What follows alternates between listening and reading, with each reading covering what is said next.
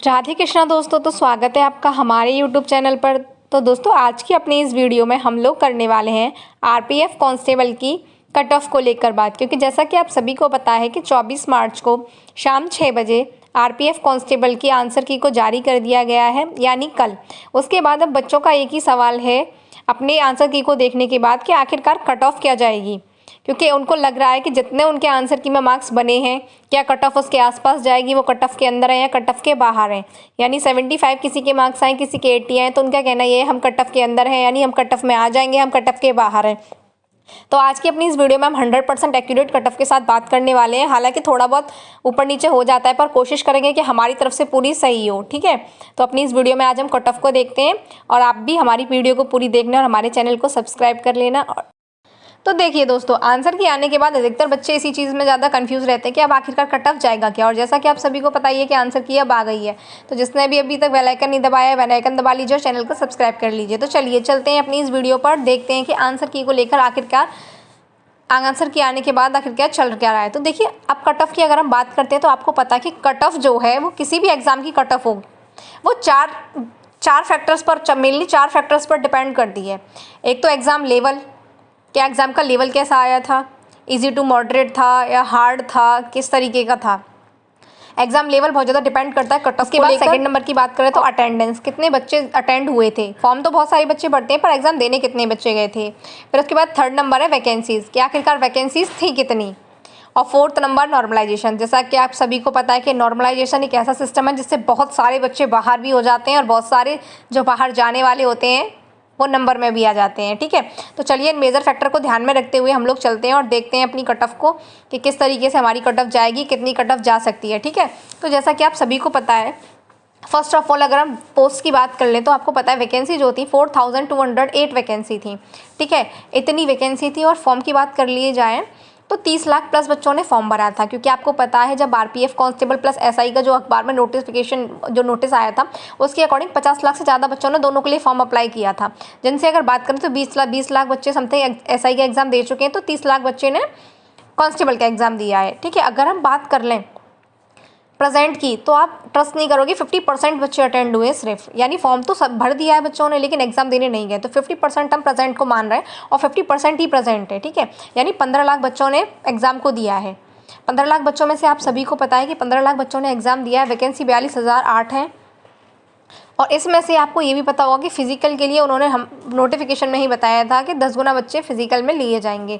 अगर हम 42,008 का 10 गुना करते हैं तो 42,080 बच्चे होते हैं जो कि फिजिकल के लिए इस बार सेलेक्ट होने वाले हैं।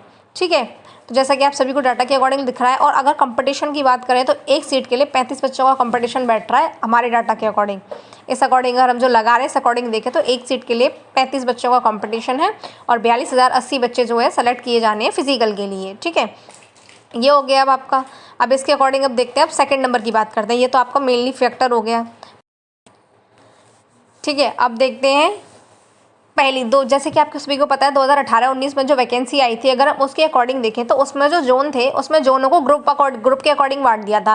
यानी एसआर और एसडब्ल्यूआर और एससीआर जोन को ग्रुप ए में रख दिया, सीआर डब्ल्यूआर डब्ल्यूसीआर एसईसीआर इनको ग्रुप बी में रख दिया। इस तरीके से ग्रुप बना दिए गए थे। तो अगर हम ग्रुप ए की बात करें तो ग्रुप ए में जो यूआर की जो कट ऑफ गई थी वो 79.75 गई थी। उसके बाद ओबीसी की कट ऑफ 93.55 गई थी। एससी की कट ऑफ की बात करते हैं तो वो 77.29 गई थी। एससी की कट ऑफ की बात करते हैं एसटी की तो 76.71 गई थी। इसी तरीके से अगर हम ग्रुप बी की कट ऑफ की बात कर रहे हैं जिसमें सीआर जोन भी आ रहा है तो ये 87.15 गई थी यूआर की, और ओबीसी की 88.73 गई थी, और एससी की 83.73 गई थी, और एसटी की 76.69 गई थी। अगर ग्रुप सी की बात करते हैं तो ग्रुप सी में यूआर की 88.22 थी, ओबीसी की 87.39 थी, एससी की 78.95 थी, और एसटी की 75.04 थी। देखिए, आपको अपना अपना जोन नज़र आ रहा होगा ग्रुप के अकॉर्डिंग, यहाँ पे जोन बटे हुए हैं, आपको अपना जोन नज़र आ रहा होगा और आपको अपनी कैटेगरी मालूम ही है। तो आप इस चार्ट में देखकर एक अंदाज़ा लगा सकते हैं कि आपका जोन किस ग्रुप में आ रहा है और आपकी कट ऑफ क्या गई है कैटेगरी के अकॉर्डिंग। यानी प्रीवियस ईयर कट ऑफ के अकॉर्डिंग ही तो हम अंदाज़ा लगा सकते हैं, एक अंदाज़ा ही तो होता है, अंदाज़ा ही लगा सकते हैं। देखिए एग्जैक्ट तो पता नहीं, कोई नहीं बता सकता, एग्जैक्ट थोड़ा ऊपर नीचे हो ही जाती है। तो आप अपना जोन देख के, अपना ग्रुप देख के, यहाँ से अपनी कैटेगरी देख के इस चार्ट में आप अंदाज़ा लगा सकते हो कि आपकी जो कैटेगरी की कट ऑफ थी प्रीवियस ईयर में क्या गई थी। क्योंकि इस तरीके से मैं अगर 1 बाय 1 सबकी बोलूँगी तो थोड़ा मुश्किल हो जाएगा और वीडियो भी काफ़ी लंबी हो जाएगी इस तरीके से, ठीक है। तो आप अपना इस चार्ट में देख लीजिए। अभी मैं इसको और स्क्रॉल कर देती हूँ ताकि नीचे वाले बच्चों को दिखे, फीमेल कैंडिडेट को। मेल कैंडिडेट के लिए तो आपको ऊपर दिखाई दे रही है। आप अपना जोन देख लीजिए और अपनी कट ऑफ कैटेगरी के अकॉर्डिंग देख लीजिए कि आपकी कैटेगरी की कट ऑफ आपके जोन में कितनी गई है, ठीक है। बाकी अब फीमेल कैंडिडेट की बात कर लेते हैं हम लोग। ये ऊपर जो है मेल कैंडिडेट के 2018 के अकॉर्डिंग है, क्योंकि आपको पता है वैकेंसी जो है, ये भी जो आपने एग्जाम दिया आरपीएफ कांस्टेबल वाला, ये वाली वैकेंसी अब 2025 की और ये 2018 के अकॉर्डिंग हम डाटा ले रहे हैं, ठीक है। उसके बाद अब आ जाते हैं हम लोग मेल कैंडिडेट के डाटा पे। देखते हैं फीमेल कैंडिडेट का डाटा। देखिए फीमेल कैंडिडेट का डाटा ये रहा, जोन के अकॉर्डिंग और ग्रुप के अकॉर्डिंग। आप भी अपनी कैटेगरी का अपना डाटा देख लीजिए। फीमेल कैंडिडेट्स का देखिए कितना कम गया है। यूआर कैटेगरी में 47.69, 46.67, इस तरीके से अब देख लेना, ठीक है। अब बात कर लेते हैं कि एग्जाम का लेवल क्या था और आपके नंबर ऑफ अटैम्प्ट्स क्या हैं। एक गुड अटैम्प्ट्स कितना होना चाहिए था एग्जाम में। जैसा कि आपको पता है कि एग्जाम में 3 वो थे सब्जेक्ट्स, मैथ्स, रीजनिंग, जीएस, ठीक है। मैथ्स के भी 35 क्वेश्चन आए थे, रीजनिंग के भी 35 ही क्वेश्चन थे और जीएस के 50 क्वेश्चन थे। इस तरीके से मिला के आपका टोटल जो क्वेश्चन थे वो 120 मार्क्स के थे और 120 क्वेश्चन थे, है ना। यानी मैथ्स के 35, रीजनिंग के 35 और जीएस के 50, तीनों के मिला के कितने क्वेश्चन हो रहे थे 120। और ये 120 क्वेश्चन जो है 120 मार्क्स के ही हैं।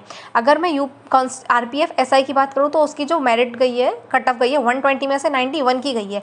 लेकिन आप इतना घबराइए मत, क्योंकि कांस्टेबल की कट ऑफ उतनी जाने वाली नहीं है। कांस्टेबल की कट ऑफ के लिए आप बिल्कुल मत घबराना कि एसआई की इतनी गई है तो कांस्टेबल की इतनी जाएगी, बिल्कुल भी नहीं जाएगी। कांस्टेबल की जो कट ऑफ रहेगी वो कम ही रहेगी, ठीक है। तो एक गुड अटेम्प्ट्स की अगर मैं बात करूँ तो अगर आप मैथ्स में 35 क्वेश्चन थे, एक अच्छा स्टूडेंट जो होगा वो 25 करके आया होगा। 25 तो एक गुड अटेम्प्ट्स मान सकते हैं हम लोग, ठीक है, मैथ्स में। क्योंकि मैं समझ सकती हूँ क्योंकि कैलकुलेटिव एग्ज़ाम था और हम इस एग्ज़ाम में ये तो बिल्कुल भी नहीं कह सकते आरपीएफ कांस्टेबल वाले में कि कोई भी शिफ्ट जो है ईजी थी। मेरे अकॉर्डिंग कोई भी शिफ्ट ईजी नहीं थी, सारी की सारी शिफ्ट ऐसी थी जो ईजी टू मॉडरेट थी, ठीक है। क्योंकि देखिए ये बात कहना ये सही है कि जो भी एग्ज़ाम देने जाता है हर किसी को अपनी शिफ्ट हार्ड लगती है। हर किसी का कहना यही होता है कि मेरी शिफ्ट हार्ड है, पर वाकई यहाँ पे ये जो एग्ज़ाम हुआ है इसमें मैं नहीं कह सकती कि कोई भी शिफ्ट बहुत ज़्यादा इजी है या वो। हाँ, हर किसी जो शिफ्ट थी अधिकतर सारी जो इजी टू मॉडरेट ही हैं सभी शिफ्ट, ठीक है। अब बात कर लेते हैं थोड़ा सा एक अच्छे स्कोर की। तो मैथ्स में मैंने आपको बताया, मैथ्स में जो है स्कोर 25 एक अच्छा स्टूडेंट करके आ सकता था। देखिए जीएस जो होता है, जीएस एक ऐसा सब्जेक्ट है, ये डिसाइड करता है थोड़ा सा, क्योंकि जीएस की क्वेश्चन कहीं से भी कुछ भी पूछ लिया जाता है। एक अच्छा बच्चा कितनी भी अच्छी जीएस पढ़ ले, कितनी भी ब्रॉड तरीके से पढ़ ले, लेकिन फिर भी क्वेश्चन ऐसे आ जाते हैं वहाँ पे जो पढ़े ही नहीं है, ठीक है। और आरपीएफ कांस्टेबल में मैं एक बात बता दूं, क्योंकि बच्चे को पता था कि नेगेटिव मार्किंग है, तो नेगेटिव मार्किंग है, पर बच्चा नेगेटिव मार्किंग से काफ़ी डरा है, वो तुक्का लगाकर नहीं आया है। एक सीरियस कैंडिडेट वह उतना नंबर ऑफ अटैम्प्ट्स उतने ही करके आए जितने उस पर आए हैं। थोड़ा बहुत ऊपर नीचे थोड़ा सा एक अंदाज़ा, मतलब तुक्का एक आध का चल जाता है, पर हम सोचे कि एक सीरियस स्टूडेंट बिल्कुल ही तुक्के पे बिल्कुल भी डिपेंड होकर नहीं गया है। और ना ही इस बार स्टूडेंटों ने तुक्का ज़्यादा लगाया है, क्योंकि उनको काफ़ी डर रहा है इस चीज़ का, अपनी नेगेटिव मार्किंग का। तो हम ये नहीं कह सकते कि नंबर ऑफ मतलब कट ऑफ जो है बहुत ज़्यादा बढ़ जाएगी, क्योंकि एक एवरेज एक सीरियस स्टूडेंट भी 85 या 80 के समथिंग ही अटेंड करके आ पाया है। तो कट ऑफ इतनी हाई जाने के कोई चांसेस है ही नहीं है, ठीक है।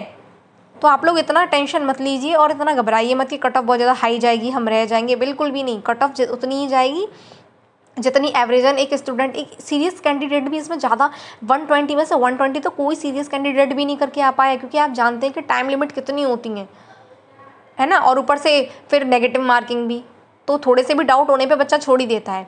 तो अब देख लेते हैं थोड़ी सी हार्ड शिफ्ट की। सबसे ज़्यादा हार्ड शिफ्ट कौन सी थी? पेपर तो इजी टू मॉडरेट हर शिफ्ट का था, पर हार्ड शिफ्ट कौन सी थी? तो देखिए यहाँ पे हार्ड शिफ्ट मैंने लिखी हुई है। देखिए 2 मार्च की शिफ्ट फर्स्ट और शिफ्ट सेकेंड दोनों हार्ड थी। 3 मार्च की शिफ्ट थर्ड जो है वो बहुत हार्ड थी। 4 मार्च की शिफ्ट फर्स्ट जो है ये बहुत हार्ड थी।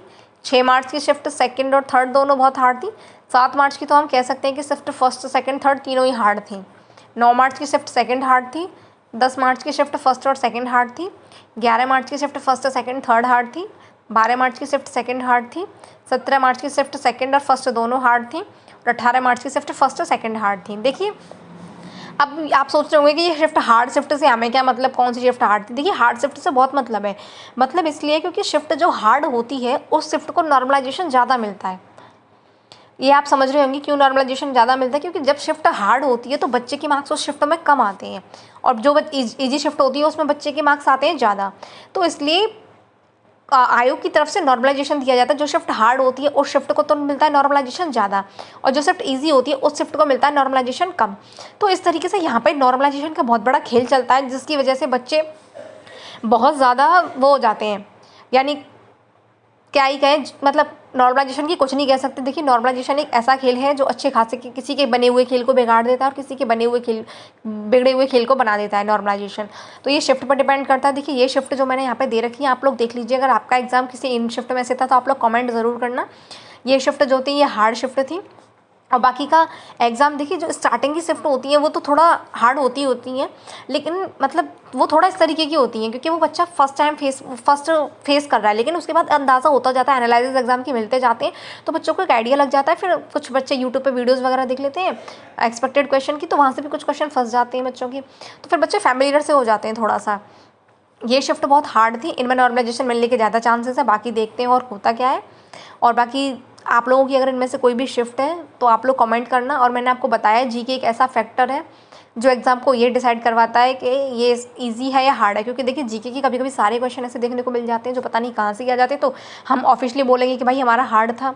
अब जब जीके के क्वेश्चन ऐसे आ जाएंगे फैमिलियर जो हमें आते हैं तो हम बोलेंगे हमारा ईजी था। तो जीके को हम एक मेन फैक्टर मान सकते हैं इस चीज़ में, एग्जाम को हार्ड और इजी बनाने में हम जीके को कह सकते हैं कि जीके हाँ मेन फैक्टर बिल्कुल है।